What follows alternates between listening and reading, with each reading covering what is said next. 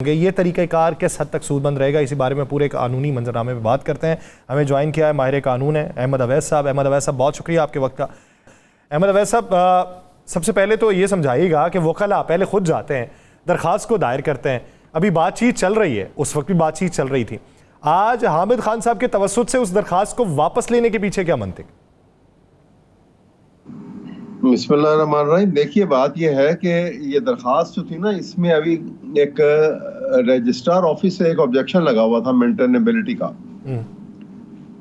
और अभी तो वो ऑब्जेक्शन का मरहला ही अबूर नहीं हुआ था, उसके लिए अपील अगेंस्ट दी ऑब्जेक्शन थी, तो वो उन्होंने बेंच के आगे लगा दी।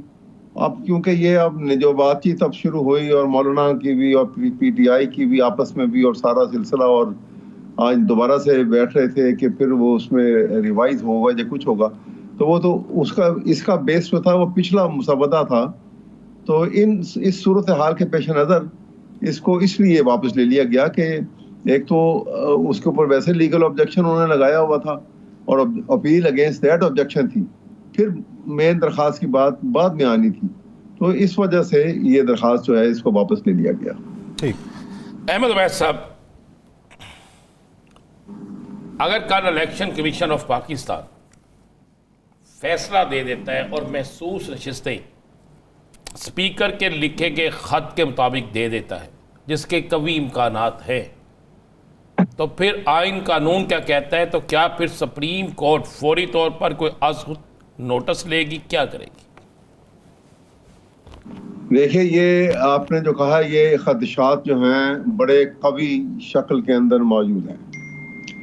इलेक्शन कमीशन की कल की मीटिंग रख लेना और कल ये सिलसिला जो है दोनों सेशंस का इनका होना, तो ये ऐसी बात लगती है कि ये यहाँ पे उसकी डिबेट एक दिन के लिए ओपन करेंगे और वो इलेक्शन कमीशन ये फैसला दे दे। लेकिन सवाल देखिए, बहुत बड़ा क्वेश्चन अराइज होता है इसके अंदर। अगर ऐसा वो करते हैं तो आर्टिकल 190 और आर्टिकल 189 किधर गया कॉन्स्टिट्यूशन का? सुप्रीम कोर्ट की हैसियत क्या रह गई? क्या सुप्रीम कोर्ट से बढ़ के है election commission of Pakistan? Election commission of Pakistan के किसी फैसले की अपील अंडर द एक्ट वो सुप्रीम कोर्ट के पास है, और सुप्रीम कोर्ट के ऊपर, और ये आर्टिकल 190 कहता है कि सुप्रीम कोर्ट का कोई फैसला आ जाए, वो तमाम सिविल एंड कॉन्स्टिट्यूशनल और जो जुडिशल अदारे हैं उनके लिए ये लाजिम है उसको इम्प्लीमेंट करना, हर अदारे को। तो इतनी बड़ी नॉट ओनली कि ये कॉन्स्टिट्यूशन क्राइसिस क्रिएट कर रहे हैं, बल्कि जो ट्राइकोटमी ऑफ पावर है पाकिस्तान के आइन के अंदर, कि जिसमें 3 इंडिपेंडेंट पिलर हैं जो अपने स्फीयर ऑफ इन्फ्लुएंस में इंडिपेंडेंट हैं, जिसमें पार्लियामेंट है, एग्जीक्यूटिव है और जुडिशरी है। अब जुडिशरी के पिलर को तो गिराया जा रहा है, फिर इसका मतलब बिल्कुल वर्चुअली गिरा रहे हैं आप, कि इलेक्शन कमीशन उठ के कह रहे हैं कि ये फुल कोर्ट के फैसले को नलिफाई कर रहे हैं, उसको कहते हैं कि इसकी कोई हैसियत नहीं है, और आप दोबारा से बहाल करके दे दें उनको। इसका मतलब है कि आपने तो इस सिस्टम को मरिया मेट कर दिया बिल्कुल। ये तो बड़ी खतरनाक किस्म के अनार्की का आगाज होगा, बहुत बड़ी डिस्टर्बेंस होगी, नॉट ओनली के लीगल फर्टर्निटी के अंदर होगी, ये ऑल ओवर एक ऐसी डिस्टर्बेंस क्रिएट होगी कि जिसको संभालना मुश्किल हो जाएगा। ये मैं कोई अपने खदशात जो हैं, ये मैं किसी और वजह से नहीं, एज ए नेशनलिस्ट कह रहा हूँ, डिसरिगार्डिंग के मेरा ताल्लुक किसी पॉलिटिकल पार्टी से है या नहीं है, एज ए कॉन्स्टिट्यूशनल पर्सन, कि मैं जानता हूँ कि ये कॉन्स्टिट्यूशन जो है उसकी अहमियत क्या है। एक ऐसा डॉक्यूमेंट जो स्टेट के अफेयर्स को रेगुलेट करता है, उसने सबके मुतय्यन किए हुए हदूद और उनके कायदे बना के रखे हुए हैं। अगर इस तरह से इंटरफेरेंस होने लगी, और अदारे, पहले एक गलती उन्होंने की कि देखिए सुप्रीम कोर्ट का एक फैसला अगर बिल्कुल वो एक सिंपल मेजॉरिटी, एक जिस तरह 3 जजेस बैठ के भी एक फुल कोर्ट का फैसला होता है, ये फुल बेंच का फैसला, ये तो फुल कोर्ट का फैसला था।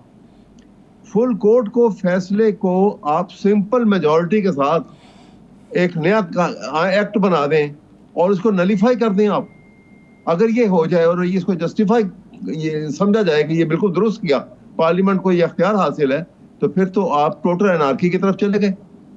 फिर तो अदलिया का माइनस कर दिया आपने, क्योंकि हर फैसला जो हुकूमत को नापसंद होगा वो एक सिंपल मेजॉरिटी, हर हुकूमत के पास सिंपल मेजॉरिटी तो मौजूद है, वो उसी वक्त वो उसको एक एक्ट बिल बनाएंगे पार्लियामेंट में और उसको पेश कर देंगे और उसके ऊपर उसी वक्त बगैर किसी डिबेट के उसको सिंपल मेजॉरिटी से पास किया और उसको रिट्रोस्पेक्टिवली अप्लाई करेंगे, नलीफाई कर दिया। तो ये तो आप एक डेस्पोटिज्म की तरफ जा रहे हैं और इससे बड़ी खतरनाक किस्म के नताइज इसके आएंगे, क्योंकि आइन को अगर आपने माइनस कर दिया सोसाइटी में से, स्टेट अफेयर में से, तो फिर उसके असरात तो गलत पड़ने हैं। लेकिन अहमद अवैस साहब एक चीज़ बताइएगा कि जमीयत उलमा इस्लाम फे क्या ये मौक़िफ़ रख रही है कि इस वक्त मोस्ट सीनियर ही चीफ जस्टिस बनेंगे और उसके बाद वो 3 में से पिक एंड चूज जो करना है वो अगली बार में होगा? जी हाँ, ये उनका एक मौक़िफ़ अभी ये सामने आया है। अब आज रात भी पीटीआई की और उनकी भी एक मुलाकात है, उसमें डिटेल से मामलात क्या तय होते हैं। देखिए ना, ये सब कुछ जो है जो उजलत से किया जा रहा है, इससे लगता है कि ये सब पर्सन स्पेसिफिक है, किसी को आउट करने के लिए और किसी के बेनिफिट के लिए। कभी लेजिस्लेशन को भी इस तरीके से भी बनाया गया है। एक तरफ हम कहते हैं कि ये जनाब ये तो मफाद आमा के लिए कर रहे हैं हम, तो मफाद आमा के लिए आप अच्छी बात कर रहे हैं कि आपका कि वो उन्हीं को मुश्किलात में डाल रहे हैं, पाकिस्तान की कौम को या आवाम को ही आपने एक मुश्किल में डाल दिया। हालात जो हमारे अगर आवाम मफाद आमा की बात करें तो 55% से ज़्यादा पॉपुलेशन बिलो पॉवर्टी लाइन ज़िंदगी गुजार रही है। कभी किसी ने, आपने बजट का सेशन भी सुना होगा, किसी एक ने भी उसके मुतालिक सोचा कि वो उनकी भी कोई हालत बदली जा सकती कि नहीं? वो भी इंसान है, ह्यूमन बीइंग है हमारी तरह की। अहमद अवैस साहब, अभी आप आइन की बात कर रहे हैं, आपको कौन सी चीज़ इस वक्त में आइनी नज़र आ रही है? क्या शाह महमूद कुरैशी की बहू को उठाना आइनी है?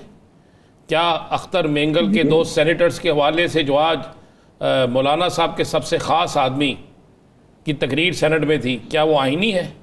क्या ये जो तरामीम ला रहे हैं आप इनको सब चीज़ों को आइनी समझ रहे हैं? तो फिर तो आइन की बात अच्छी भी लगती है ना। मैं यही दुरुस्त फरमा रहे हैं। मैं इसीलिए तो मैंने आपके सामने, इसीलिए तो मैंने एक फाशिस्ट निज़ाम की बात की है कि ये तो बड़ा ख़तरनाक किस्म का एक निज़ाम जो है वो सामने आ रहा है। कि आपने देखा कि आज उनके मेंगल साहब की जो 2 सेनेटर हैं उसमें से खातून सेनेटर अपनी स्पीच के दौरान रो पड़ी